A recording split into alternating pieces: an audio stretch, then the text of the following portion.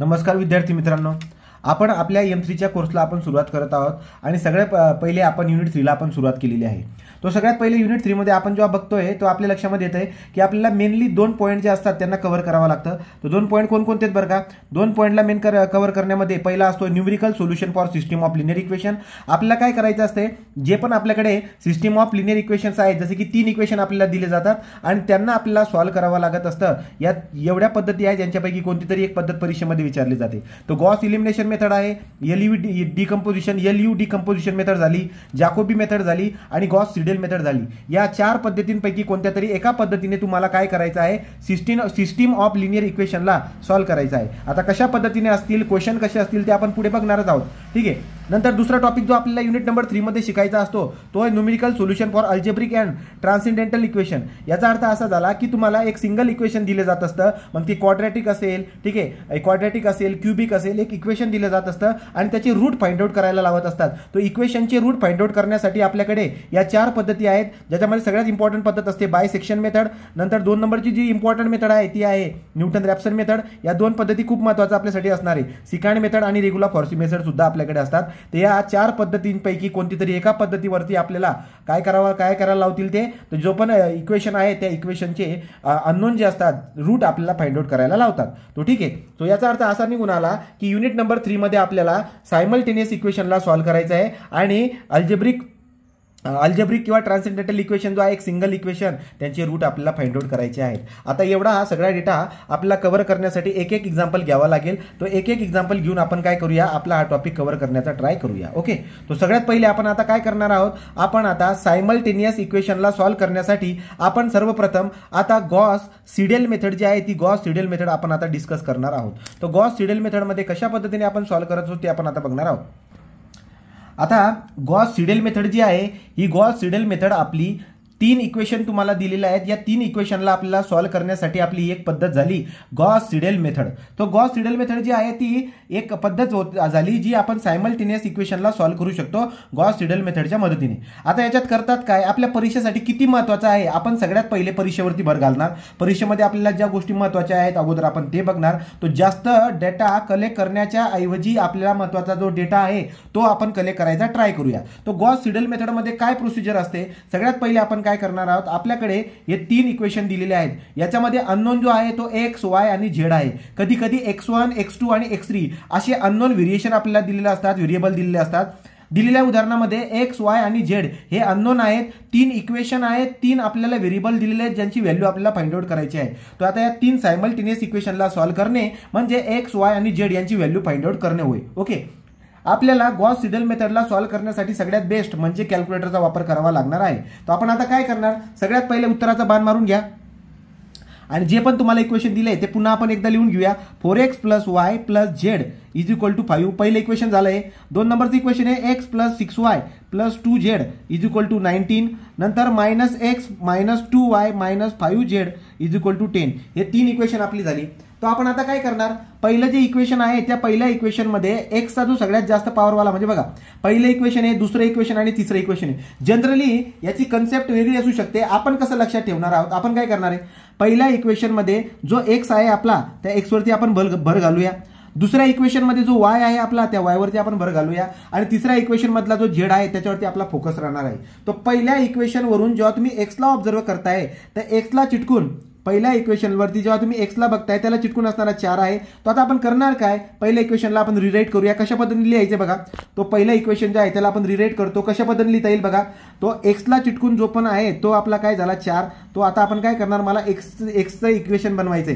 तो x चं equation मला बनवायचं आहे, y आणि z आपण पलीकडे पाठवून देऊया। तो होईल काय बरं का, 4x = 5 - y - z। सांगायचं तात्पर्य काय, तुम्हाला x चं इक्वेशन बनवायचे म्हणून या 4x ला तुम्ही इथं राहू दिला, y आणि z तो y पलीकडे जाताना -y झाला, z पलीकडे जाताना -z झाला, तो चिन्ह बदलली। या पद्धतीने आपल्याला बोलता येईल। तो याला कसं करता येईल बरं का, आता x = 5 - y - z / 4 आपण असं लिहू शकतो किंवा तुम्हाला या पद्धतीने पण लिहिताना दिसायला भेटेल 1/4 लिहितील ते आणि ब्रॅकेटमध्ये 5 - y - z या पद्धतीने देखील तुम्हाला लिहिता येईल। तर तुम्ही असं लिहा किंवा असं लिहा, आपण ट्राय करूया, आपण दुसऱ्या पद्धतीने जाऊया जेणेकरून आपला पुस्तकात जे दिसायला भेटते ते तुम्हाला कन्फ्यूज होणार नाही। या पद्धतीने आपण लिहूया। म्हणजे मी काय केलंय, पहिल्या इक्वेशनमध्ये एक्सला चिटकून जो पण व्हेरिएबल आहे, जो कोइफिशियंट आहे, तो कोइफिशियंट मी 1 बाय कोइफिशियंट लिहितोय आणि बाकीचा जो आहे तो डेटा आपण या पद्धतीने रिलेट करता. दुसरा आता हे झालं आपलं एक्स मधलं इक्वेशन.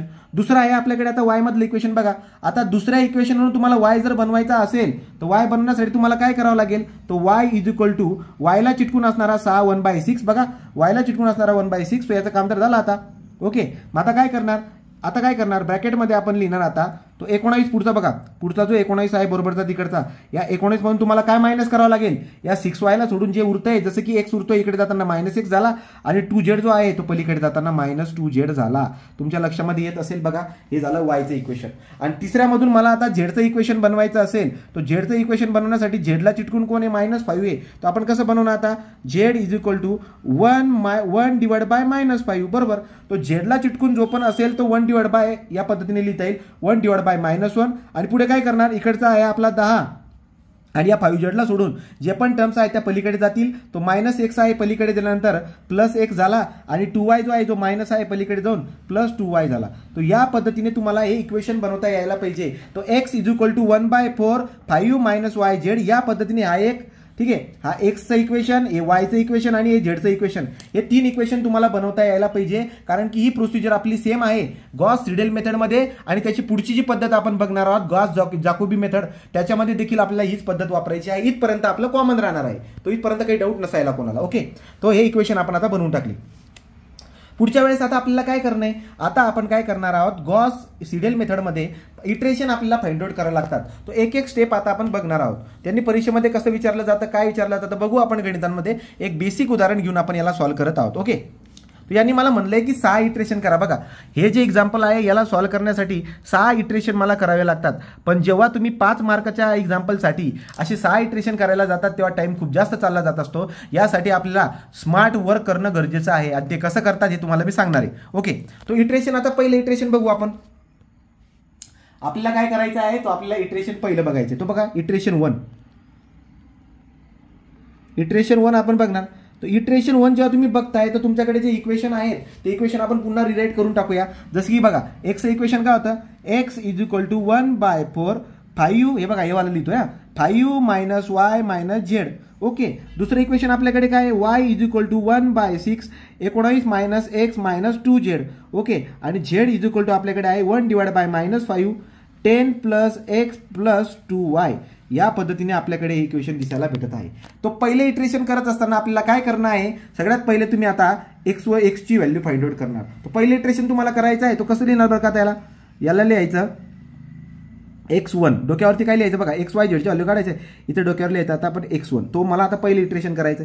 सो देअरफॉर मी काय करतो, पहिले इटरेशन करत असताना x ची व्हॅल्यू जेव्हा तुम्ही काढणार, ऐका व्यवस्थित हा, पहिलं इटरेशन करत असताना x ची व्हॅल्यू जेव्हा तुम्ही काढणार तर त्याच्यामध्ये असणारा y आणि z जो आहे तो तुम्हाला बघा, जेव्हा x1 काढायचा आहे तेव्हा आपण काय म्हणणार, पहिलं इटरेशन मला करायचं आहे. त्या केसमध्ये मला काय करायचं आहे, 1/4 5 मायनस या y ची आणि z ची व्हॅल्यू 0 0 टाकतो मी, तो 0 - 0 या पद्धतीने मला करावं लागेल.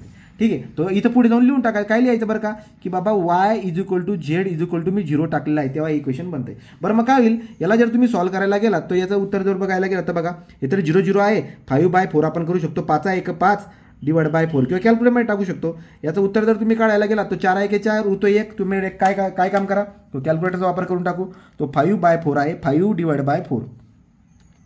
5 डिवाइड बाय 4 जो आपण करतो तर जे आन्सर येते ते किती येते, 1/25. तो 1/25 हे आलं 1.25. हा झाला आपला x1. तो पहिल्या इटरेशनमध्ये x ची व्हॅल्यू आपण फाइंड आउट केली 1.25 आली. आता पुढे आपल्याला काय करायचं आहे, आपल्याला आता y ची व्हॅल्यू काढायची. पहिल्या इटरेशनमध्ये y ची व्हॅल्यू काढायची. ती कशी काढायची हे बघा, आता तो मागच्या इक्वेशनवरती बघू. तो y ची व्हॅल्यू मला काढायची, yचं पहिल्या इटरेशननुसार व्हॅल्यू काढायची. काय इक्वेशन दिले त्यांनी बघा, इक्वेशन आहे 1/6 ब्रॅकेटमध्ये गेलो 19 - x - 2z. या पद्धतीने आपल्याला इक्वेशन दिसायला भेटते. आता हा y ची व्हॅल्यू पहिल्या इटरेशनमध्ये कसं फाइंड आउट करणार आपण, 1/6 19. हा x कोणता घ्यायचा, जो चालू तुम्ही शोधलाय ना तो x तुम्हाला घ्यायचा आहे. बघा तो हा जो आपण चालू एक शोधला, आपण हा चालू जो एक शोधलाय जो की 1.25 आहे तो आपल्याला इथं टाकायचा आहे. ओके, तो आपल्याला इथं टाकायचा आहे. मग आता आपण काय करणार बघा, इथं काय करणार, x ची व्हॅल्यू टाकली 1.25. 1.25 ओके, एक्सची व्हॅल्यू 1.25 टाकली. -2 इंटू आता हा जो झेड आहे हा झेड आपण काय घेणार 0. हे सांगायचं तात्पर्य काय आहे मला की जेव्हा तुम्ही एक्स फाइंड आउट करत होते तेव्हा वाय आणि झेड या दोघांची व्हॅल्यू 0 घेतली. जेव्हा तुम्ही वाय फाइंड आउट करत होते तर त्याच्यामध्ये एक्स आणि झेड राहणार आहे. तो एक्सची कोणती व्हॅल्यू घ्यायची, जी मागची आली ती व्हॅल्यू घ्यायची, पण झेडची व्हॅल्यू तुम्हाला 0 घ्यायची. ओके, म्हणजे एक्स फाइंड आउट करताना वाय इज इक्वल टू 0 आणि झेड इज इक्वल टू 0 टाकायचं आहे. जेव्हा वाय फाइंड आउट करणार तेव्हा काय करावं लागेल तुम्हाला, तुमच्याकडे एक्स आणि झेड आहे, झेडची व्हॅल्यू 0 टाकावं लागेल, पण एक्सची व्हॅल्यू जी तुम्ही फाइंड आउट केली ती तुम्हाला टाकायची आहे. आणि जेव्हा तुम्ही झेड फाइंड आउट करणार तो झेड फाइंड आउट करताना तुमच्याकडे एक्स आणि वाय राहणार आहे. तर त्या केसमध्ये वरती जे हे एक्स आणि वाय तुम्ही शोधलेले आहेत त्या व्हॅल्यू तुम्हाला टाकाव्या लागतात. तो इज इक्वल टू x1 आणि हा y1. या पद्धतीने करावं लागतं. हे लक्षात एवढंच लक्षात ठेवायचं आहे आणि इटरेशन करत बसायचंय. तर बघा आता जेव्हा आपण हे फाइंड आउट करणार तो पहिल्या इटरेशननुसार y ची व्हॅल्यू किती येईल हे आपण कॅल्क्युलेटरमध्ये टाकू शकतो. तो बघूया. पहिल्या इटरेशननुसार तो 1/6 1/6 ओके. पुढे जाऊया इंटू 19 - 1.25 - 2 इंटू 0. तो 2 इंटू 0 19 - 1.25 - 2 इंटू 0. तो हे जे काही आन्सर येईल हे येत आहे आपलं जवळजवळ किती, हे येत आहे 2.9583. तो 2.9583 आपलं उत्तर आहे. 2.9583 हा झाला वाय. तो वायची व्हॅल्यू फाइंड आउट करून टाकली. हा झाला इकडचा एक्स, हा झाला वाय. आता आपण जेव्हा झेड काढणार तो नाव आपण जेव्हा झेड काढणार तो झेड काढत असताना इक्वेशन बघून घ्या काय आहे. 1/-5 10x2y. ओके, लिहून घेऊया. 1/-5 10 + x + 2y x + 2y. तो झेड काढत असताना काय करावं लागतं गॉस सिडल मेथडमध्ये, एक्सची मागे आलेली व्हॅल्यू आणि वायची मागे आलेली व्हॅल्यू या दोघं व्हॅल्यू तुम्हाला टाकायचे आहेत. तो कसं करणार बरं का, आता झेड इज इक्वल टू 1/-5 10. एक्सची व्हॅल्यू कोणती आहे जी आता तुम्ही चालू शोधली, कुठे आहे काय, हे बघा. तो ही आली 1.25. तो इथं आपण 1.25 घेऊन घेऊ. तो प्लस 1.25 प्लस 2 इंटू वायची व्हॅल्यू काय आहे 2.9583. या पद्धतीने आपण हे टाकून देणार. तो आता हा जो येईल हा पहिल्या इटरेशननुसार इथे एक एक लिहून देतोय मी. पहिल्या इटरेशननुसार ही झेडची व्हॅल्यू येईल आणि ती काय येईल आता बघूया आपण. तो 1/-5 1/-5 पुढे गेलो इंटू तो किती आहे 10 प्लस 1.25 प्लस 2 इंटू 2.95 2 इंटू 9583. या पद्धतीने आपला ही झेडची व्हॅल्यू येऊन जाईल. तो झेडची व्हॅल्यू किती येते बघा 2. ही आली मायनस, तो ही येते -3.4332. ठीक आहे बघा. So -3.4332 okay. 3 ओके. हा झाला झेड. सांगायचं तात्पर्य काय आहे की एवढं करायला मला जवळजवळ 12 मिनिटं लागून गेली बघा. तो असं शिकवण्यामुळे मला 12 लागलेत, पण कम से कम इथपर्यंत यायला 5 मिनिटं तर नक्की लागणारच आहे. असंच जर का आपण 6 इटरेशनपर्यंत करायला गेलो तर आपल्याला खूप जास्त टाइम लागून जाईल. एक एक्झाम्पलला अर्धा तास चालला जाईल. यासाठी स्मार्ट वर्क काय आहे ते आता तुम्हाला मी सांगणार आहे. ठीक आहे. तो कम से कम इथपर्यंत तुम्हाला करून दाखवायचा आहेच. तो ही पहिली स्टेप तुम्हाला करून दाखवायची आहे. कमीत कमी हे बघा एक्सची वायची आणि झेडची व्हॅल्यू कशा पद्धतीने फाइंड आउट करतात याचं तुम्हाला इथपर्यंत यायला पाहिजे. ठीक आहे. इटरेशन 1 मध्ये काय करतात ते तुम्ही लक्षात ठेवा. ठीक आहे. जर तुम्ही नाही पण लक्षात ठेवलं तरी तुमच्याकडे स्मार्ट वर्क आहे त्याच्यानुसार तुम्ही फाइंड आउट करू शकतात. बरं काय करता स्मार्ट वर्कमध्ये बघा. तो गॉस सिडल मेथडमध्ये आपण एक प्रोग्राम लक्षामध्ये घेऊया. बघा काय प्रोग्राम लक्षात ठेवायचा आहे, मला टेबल बनवायचं बघा. तो इटरेशन इथे आहे आपल्याकडे एक्स, इथं आहे वाय आणि इथं आहे झेड. तो जनरली आपल्याकडे व्हेरिएबल या उदाहरणामध्ये XYZ स्वरूपात दिलेले आहेत त्यामुळे मी XYZ लिहितोय. ओके. आता आपल्याला कॅल्क्युलेटरचा पुरेपूर वापर करायचा आहे. आता कसा वापर करतात बघा. ओके. तो आता काय करायचं, जे तुम्ही मेन 3 इक्वेशन बनवले होते ते आता टेबल बनवतोय. तो त्यामुळे मी काय करतो ते 3 मेन इक्वेशन माझ्याकडे इथं आहे बघा दिलेले. हे 3 मेन इक्वेशन आहेत माझ्याकडे. हा एक्स, हा वाय आणि हा झेड. तो हे 3 मेन इक्वेशन आहेत. या 3 मेन इक्वेशनला मला काय करायचं माहिती आहे, मला कॅल्क्युलेटरमध्ये टाकायचे. आता कसं टाकतात लक्षात घ्या. इथं तुम्हाला त्यासाठी ट्रिक देतो. जिथे एक्स असेल त्याच्याबद्दल कॅपिटल ए वापरायचं आहे, जिथे वाय आहे त्याच्याबद्दल कॅपिटल बी वापरायचं आहे आणि जिथे झेड दिसतोय त्याच्याबद्दल तुम्हाला कॅपिटल सी वापरायचं आहे. ओके. तर बघा आता प्रोग्राम कशा पद्धतीने टाईप करतात. हे आहे आपल्याकडे कॅल्क्युलेटर. आपण कॅल्क्युलेटरमध्ये ऑनचं बटन दाबून दिलंय. आता आपण काय करणार, आता आपण हे बघा तो आपल्याला सगळं दिसायला भेटतंय. हे इक्वेशन दिसायला भेटते, हे मला टाकायचं आहे. आता तो इक्वेशन कशा पद्धतीने टाकणार चेक करू. तर बघा तर हे मला आता काय करायचं आहे, हे आपल्याला इक्वेशन टाकायचं आहे. तो एक्स इज इक्वल टू म्हणतोय, तो एक्सची व्हॅल्यू टाकणं म्हणजे काय, तर तुम्हाला जर तो एक्स इज इक्वल टू बोलतोय, तो एक्स इज इक्वल टू काय, एक्स असतो आपल्याकडे कॅपिटल ए, आणि कॅपिटल ए कुठे दिसेल बघा, हा ए बी सी डी दिसतोय, तो लाल कलरमध्ये आहे म्हणून अल्फा ए. एक उदाहरण तुम्हाला व्यवस्थित समजून सांगतो, बाकीचं क्लिअर होऊन जाईल. हा झाला एक्स बद्दल अल्फा ए लिहिला, पुढे इक्वल येतोय म्हणून अल्फा इक्वलचं चिन्ह दिसतंय मला. नंतर 1/4 आहे, तो डब्बा बाय डब्बा टाका, 1/4 कसं लिहितात, 1/4. तर बघा इथं 4 झालंय. पुढे जाऊया आपण, पुढे गेल्यानंतर इंटू ह्या पद्धतीने असे ब्रॅकेट इकडून तिकडून दोघांकडे टाकायचं आणि आतमध्ये शिरायचं. बघा तो ब्रॅकेटच्या आतमध्ये गेलो. आता पुढे काय दिलेलं बघा, थोडा टाईम लागेल सुरुवातीला. तो 1/4 5 मायनस, बघा 5 मायनस वाय म्हणजे काय, वाय म्हणजे काय बी, तो 5 मायनस बी कसं लिहितात, अल्फा बी. ओके, पुढे चला, मायनस झेड आहे, तो मायनस झेड म्हणल्यावरती काय बरं का, झेड म्हणजे alpha c, alpha c. Okay, या पद्धतीने इक्वेशन आपलं झालं. पुढे जर आपण गेलो आता, तर पुढे काय करायचं बघा, अल्फा सेमिकोलन करायचा. हा अल्फा आणि त्याच्या खाली सेमिकोलन आहे. दुसरं इक्वेशन टाकावं लागेल. आता दुसरं इक्वेशन कशामध्ये, वाय म्हणतोय, वाय म्हणजे काय, अल्फा बी, अल्फा इक्वल डब्बा बाय डब्बा करायचं आहे, तो डब्बा बाय डब्बा 1/6, 1/6, हा 1/6. पुढे गेलो आपण इंटू 19, थोडासा टाईम लागतोय, लागू द्या, पण एकदा जर उदाहरण समजलं तर तुमचा टाईम खूप वाचून टाकेल ते. 19 मायनस अल्फा एक्स म्हणतोय, तो अल्फा एक्स म्हटल्यावरती अल्फा ए, अल्फा ए, तो अल्फा ए मायनस 2z, तो 2z म्हणजे 2, अल्फा झेड म्हणजे सी. हे झालं दुसरं इक्वेशन आपलं. पुढे जाऊया आपण. आता पुढे जर गेलो तर अल्फा सेमिकोलन. तिसरं इक्वेशन काय आपल्याकडे, आता तिसरं इक्वेशन आहे झेड मधलं, तो झेड म्हणजे alpha c, alpha c, alpha equal, बरोबर ना, अल्फा सी अल्फा इक्वल. पुढे काय 1/5, 1/-5. ओके, पुढे गेलो आपण. आता पुढे गेल्यानंतर ब्रॅकेट येईल, इकडून तिकडून ब्रॅकेटमध्ये गेलो, इथे काय असणार आहे 10, ठीक आहे, प्लस आता एक्स म्हणलंय म्हणजे काय, अल्फा ए, इथपर्यंत तुमच्या डोक्यात बसायला लागत असेल आता, प्लस 2y म्हणजे अल्फा बी, अल्फा बी. या पद्धतीने इक्वेशन आपण टाकून दिलेली आहेत. ओके, तर 3 इक्वेशन जशी टाकली गेली काही तर कॅल्कचा ऑप्शन दिसतोय, हा कॅल्क दाबून द्यायचा. कॅल्क दाबता तो तुम्हाला बीची व्हॅल्यू मागतोय, तर सुरुवातीला आपण बीची व्हॅल्यू टाकतो 0 इक्वल, सीची व्हॅल्यू मागतोय 0 इक्वल. ओके, तर जे पण येईल ती एची व्हॅल्यू आली आहे, आणि किती आली एची व्हॅल्यू बघा, तो पहिल्या इटरेशननुसार एची व्हॅल्यू किती आली, 1.25. चेक करा आहे का, हे बघा 1.25 आला पहिल्या इटरेशननुसार. पुढे जाऊ आता आपण, पुढे गेलो. पुढे गेल्यानंतर तुम्हाला आता कशाची वायची व्हॅल्यू ना बघा, तो एक चला आता आपण करणार ए झाला बरं का, इक्वल दाबलं मी, बीची व्हॅल्यू आली, बीची व्हॅल्यू किती आली, एच डी दाबा 2.9583, तो 2.9583 आला. परत आपण जाणार, इक्वलचं बटन दाबा, ठीक आहे, ही सीची व्हॅल्यू आली, किती आली, -3.433, बघा -3.4332. ओके, तर पहिल्या इटरेशननुसार मग आपण इथं व्हॅल्यू टाकून देऊया आपली. आता तो इटरेशन नंबर 1 मी केलेला आहे अगोदर, तो 1 लिहून टाकतो, त्याची व्हॅल्यू पहिले काय आहे 1.25, एक्सची व्हॅल्यू आहे 1.25, वायची व्हॅल्यू आली 2.9583 आणि झेडची व्हॅल्यू आहे -3.4332.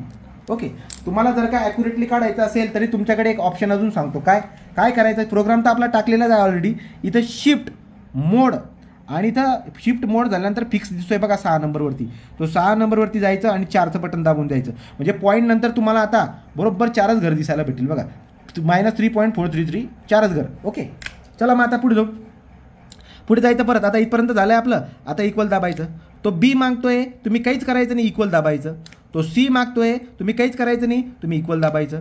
ठीक आहे, असं करत गेला की लगे एची व्हॅल्यू येऊन जाते. बघा एची व्हॅल्यू किती आली आता, एच डी दाबा, तो दुसरं इटरेशन सुरू झालं 1.3688, तो दुसरं इटरेशन सुरू झालं, एची व्हॅल्यू किती आली 1.3688. ओके, पुढे जाऊ. मग आता आपण पुढे जर आपण आता गेलो तर पुढे अजून काय करायचं आहे, इक्वल दाबा, काहीच करू नका. तो बीची व्हॅल्यू किती आली, बीची व्हॅल्यू आली दुसऱ्या इटरेशनमध्ये 4.0830, तो 4.0830. ओके, पुढे जाऊ आपण. आता इक्वल दाबत जाऊया.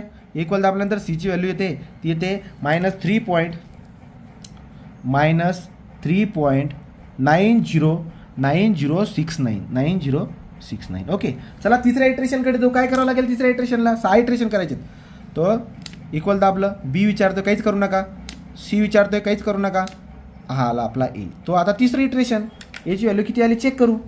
तो तिसरं इटरेशन 1.2060 इक्वल दाबा, बीची व्हॅल्यू येऊन जाईल किती आली 4.2680 इक्वल दाबा, इक्वल दाबा. पुढचं काय सीची व्हॅल्यू किती मायनस 3.94 -3.9484. ओके, चला आता चौथ्या इटरेशनकडे जायचं आपल्याला.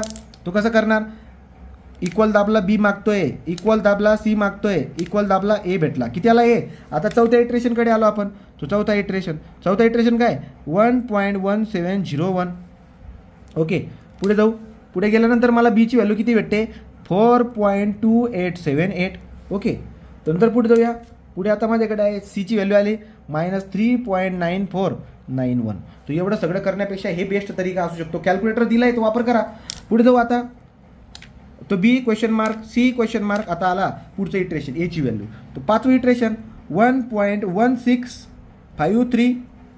पुढे जाऊया. पुढे गेलो आता बी, बीचं उत्तर म्हणजे हा बघा वायचं उत्तर आलं आहे 4.2888. त्याच्यानंतर सीचं उत्तर आपल्याकडे आहे आता -3.9486. तर या पद्धतीने पाचवं इटरेशन झालं आहे. पुढे जाऊ. B question mark, C question mark, आला एची व्हॅल्यू. तो लास्ट इटरेशन 1.1649. त्याच्यानंतर पुढे 4.2887. त्याच्यानंतर पुढे आपल्याकडे -3.9485. तर या पद्धतीने 6 इटरेशन आपण कंप्लीट केलेली आहे. तर हे 6 इटरेशन आहे. असा टेबल बनवून द्यायचा. टेबल बघितल्यानंतर तुम्हाला चांगल्या पद्धतीने मार्क आउट ऑफ दिले जातील. Okay, thank you.